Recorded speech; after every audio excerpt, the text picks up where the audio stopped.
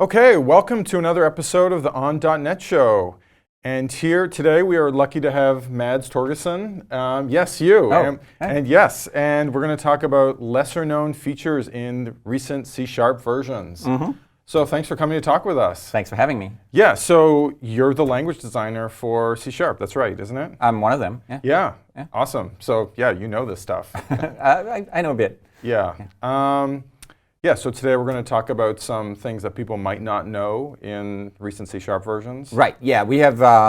We had a major release last year, C# 7.0, and then since then we've actually had a couple of point releases, which is unusual for the language, where we added smaller but interesting features. And across both the major version and the minor ones, we added things that many people might not be aware of, and they're sort of not the blockbusters that tuples or pattern matching are. Those are the ones that you will kind of focus on when you say, what is C# 7 about? Yeah. So those are the ones we won't talk about today. Okay. Now remind me, so you said, so there's been 7.0 and there's definitely been 7.1. Was there a 7.2? There was a 7.2 as well. I actually did not realize that. Right. It's going so fast now that even Richard Lander cannot keep track. Yes. So, So sorry about that. That's okay. The 7.2 release was motivated by aligning with some work that was going on in the framework and runtime around span of T, and in general around making low-level programming safer and more efficient, or rather making efficient programming safer or safe programming more efficient, or whatever you want to say, right? So, so there was sort of like a cross-stack effort that also bled into the language sum, and that was the main motivator for even putting out 7.2. And then just to kind of, because we haven't done point releases forever. Never.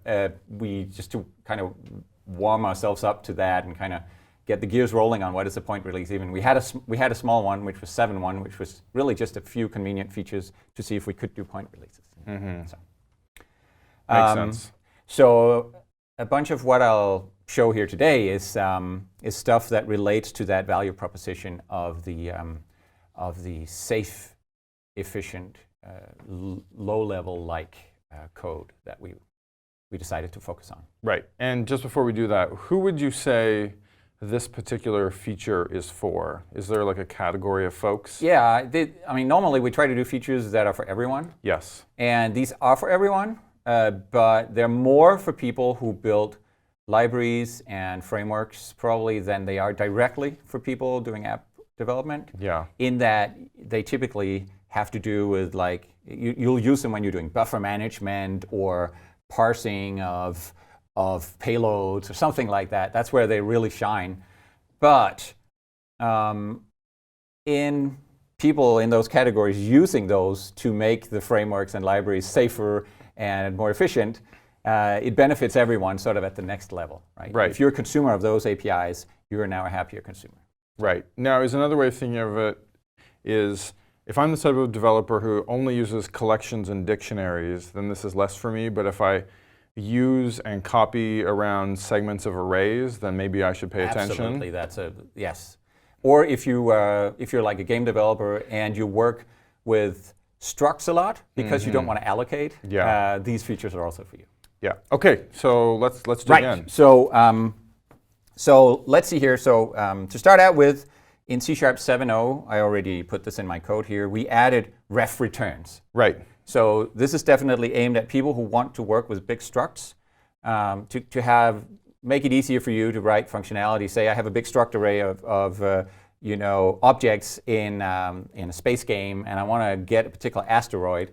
Now I can have a method that returns me a ref to the struct that sits in the array, rather than copying that struct out and wasting resources. Right. So one thing when this feature first came out that I didn't quite get is that you can explain is I always thought of, I guess this is because it's a struct. I always thought of, like, I return something. Most of the time I'm using reference types, and I always thought of, like, well, it's a reference type. I'm returning that by reference. Yeah. The caller should get everything that I passed, not as a copy by a reference. Is this specifically oriented around you're returning a struct instead of a reference type, Yeah, or can you use it with reference types You can use it with reference types, but it's most interesting with structs. Yeah. Because for a struct, if you return that in pre-C# 7.0, you have no choice but to copy the struct. Yeah. And if it's a big struct, like a big asteroid, Yes. you don't want to copy it. Okay. You want to just return a ref to the place in memory where it is. Yeah. Now, does it have value for reference types as well? It has a little, Okay. but it's less value. What it does, it returns you a memory location, so essentially a place where there's a variable or an array element or so on that you can then assign to. So if you want to give people a memory location to stick a string in rather than just return the string, right? Here's a place where a string sits, and now you can modify it if you want to.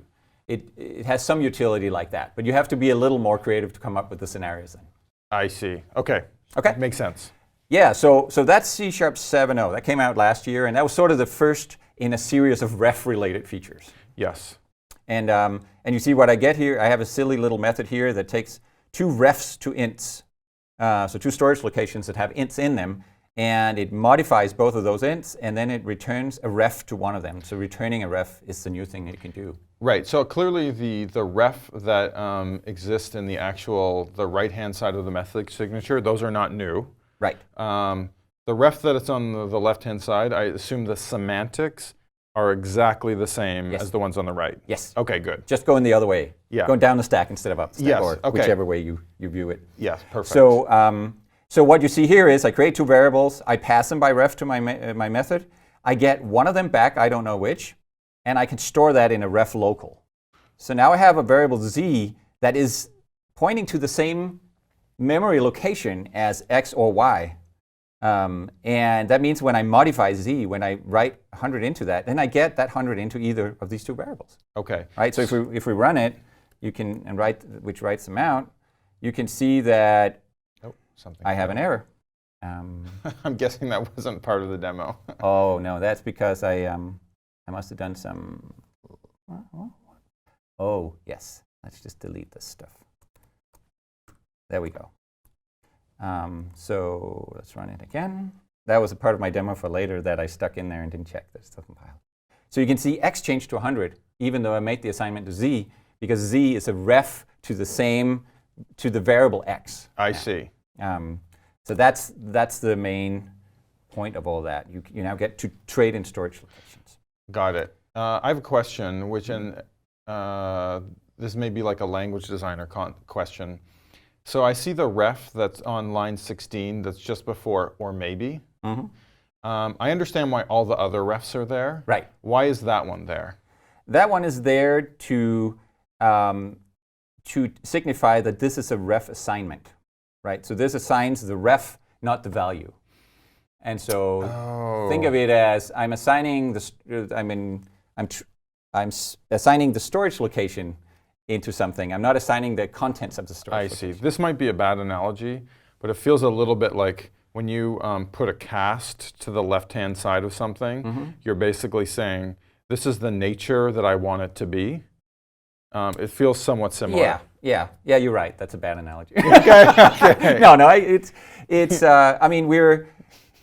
it's sort of opposite to what you do if you're in a language or in unsafe code where you use pointers and dereference, right? There you're trading in the pointers, and then you have to do something explicit to dereference them. Yeah. But in C# we're stuck with a syntax where you're dereferencing by default. Yes. When you assign from a variable, you are assigning the contents, not the variable. And so we have to put syntax to stop it from dereferencing. Yes. And that takes a little getting used to. Yeah. So that's the essence of that feature. And then in C# 7.2, when we wanted to do more for this scenario, we added various little refinements around refs. Okay, so the first one is that something that, by the way, VB was always able to do is that a ref parameter you can now use that for an extension method. So I can put extension methods on structs that work by ref, which is important because so let me do it. So I'm making this an extension method on ints passed by ref, which means that here I can choose to call x dot or maybe, and then delete x as the first argument here, and then x gets passed by ref to the extension method.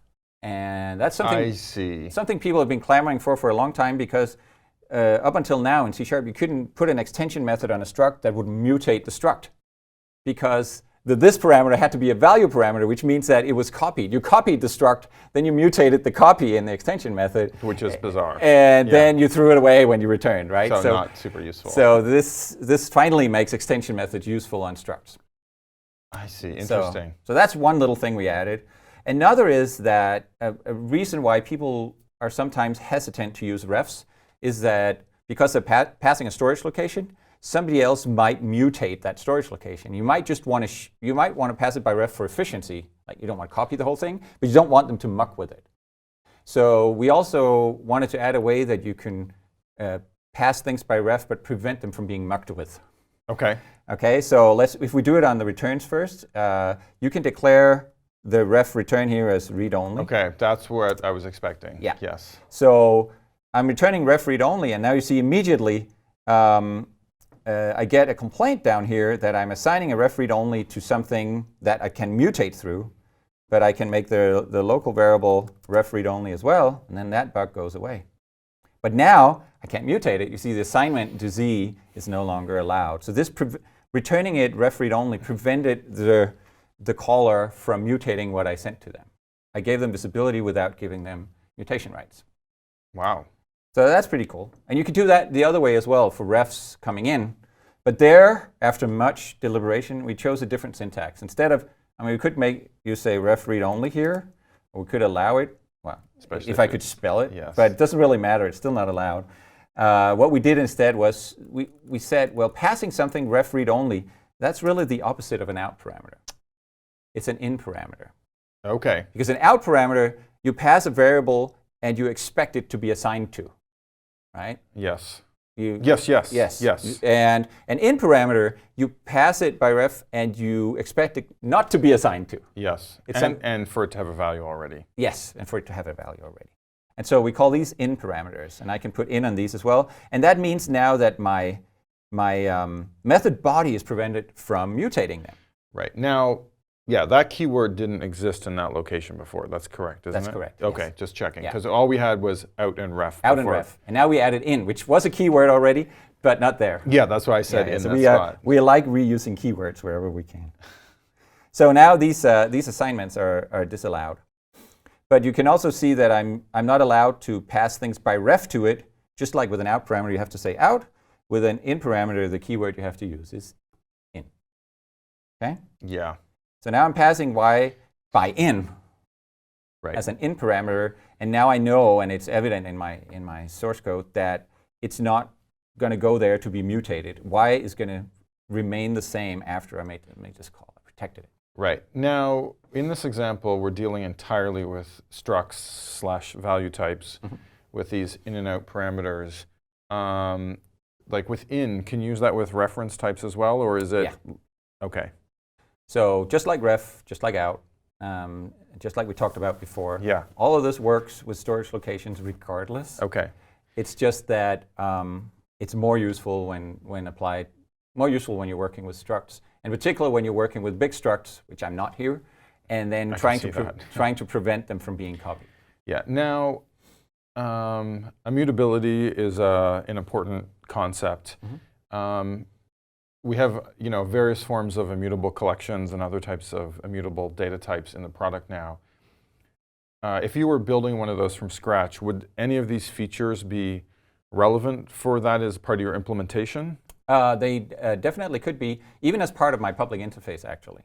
So let's say that I'm providing an indexer into my collection type, and let's say it's generic, but it can be instantiated with structs. Again, an indexer that you write today, or pre-C# 7.2, you would write as a, it would return a copy of the value that's in there, which would protect from mutation, but it creates a copy. Right. But you could instead return a ref read only to actually the variable inside of the array that you have in your implementation of the data structure, or whatever you use to implement it. Exactly. There's a storage location in there somewhere that holds the value, and you could return that out of your indexer as a ref read-only. Yeah. And then people get to observe the actual value in its actual place inside of the data structure, but they can't muck with it. Yeah, because that's one of the things I've always thought was odd about some of these immutable structures, especially like if you had an immutable array. It's only immutable kind of in one way. As soon as you go grab, like imagine it's an immutable array of some reference type. As soon as you grab that reference type, you can party on that object. That is true, but that's still true with this. There's no change there. Well, That's sort of like shallow immutability that says that the collection itself can't change, but the objects inside can. right. And so this doesn't really change that. Okay. Makes sense. So that's most of what there is to say. There's a nifty little thing, which is that semantically passing something by in and passing it by value, just copying it, isn't all that different, right? Right. You're passing something in, and it doesn't change. Okay. That's true. And so it seems like it's just a more efficient way of doing it when you have large values. And so for that reason, we actually let you not give the in keyword. It's not, because the reason we have these ref and out keywords there is to warn the caller that something might happen to the thing they're passing in. And something might not happen here. So why require the in keyword? And not only that, but you can actually put something here that's not a variable here or here as a receiver for an in parameter. You can put any old expression, and what the compiler will do is it'll create a new storage location, put that value in that storage location, and send that by in up here. And so you can see that there's actually a third. What gets returned to you now as z is actually a third storage location that was created for this parameter. You can see if we run it, you can see that that there are now 3 different variables with 3 different values. Makes sense. So anyway, just one question. You said you don't actually have to specify in that case. Is the reason that it continues to be in is the fact that the method signature for or maybe dictates that? That dictates that. Yeah, yes. okay, good. So. Have you seen any evidence that people are actually taking advantage of this feature? It's early days yet, okay. But we certainly know that the people who are working on span of t and the set of types around that, they make a lot of use of this. This is integral to those types. And so it's not accidental that we do these things now. It's not just to help out people with this, but it's also to create the foundation for span of t.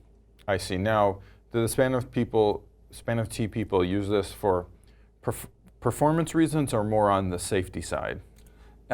It's that combination. Okay. It's being able to return you something in a performant but safe way, for instance. Okay. There's something called a read-only span. It gives you access to a storage location or a set of storage locations somewhere, but it gives you read-only access. And then if you index into it, then you get exactly a ref read-only back from that indexing. So we actually do use that. Okay, makes sense. Now, can you remind us, I think there's some special thing that you have to do to opt in, or first question, with the stuff you just showed us, is this 7.2 or 7.1? 7.2. 7.2. And then can you remind us how to opt in to 7.2? Yeah, so I think you have to do something special. The easiest way to do it is well, first of all, you need to have Visual Studio 15.5 or greater. Okay. If you have that and you start using one of the features and you get an error because it's defaulting to C# 7.0, there will actually be a code fix that allows you to upgrade to the latest version of C#. Okay. So there is a menu in there somewhere. I can't even remember how to find it. It's not that hard, but in the settings somewhere for the project. But the easiest way is to just use a feature and say yes to being upgraded. I see. Yeah, when I can't remember what the first 7.1 feature was that I used. I did use something. It was either async main or something else, and I went the other route. I had to. Right. I think it's in project properties. Yeah, I think so. It's not super buried. No. But more and more, I find myself, that's just plugging the IDE experience here, I find myself not going to add references much. I don't go to the project settings dialog much, because more and more often, you do something and it wasn't right yet, that's a code fix that offers you, oh, let me go reference that and put a using up here, or let me go switch this for you so it works. So more and more you can just be in the code and get those things done. Which is great. Okay, well, this was awesome. I definitely learned some things I completely didn't know. Cool, and that you might not ever need, but it's certainly... well, one thing is I'll sometimes be on GitHub, I'll see this code file, and readability is super important. So I may not have ever written this code, but it's super helpful for me to be able to read it to understand what it's doing. Remain literate, basically. Right. And if you become a consumer of span of t, which I think a lot of people will over time, then you will start to see these things in the public interface of those types. And it's good that you understand what they are. Yeah, absolutely. Okay, well, thanks for coming by and showing us some new and kind of slightly off the beaten track features. Cool, awesome. Awesome. Okay, that was another episode of the On.NET show, and we learned a little bit more about C#. Thanks for watching.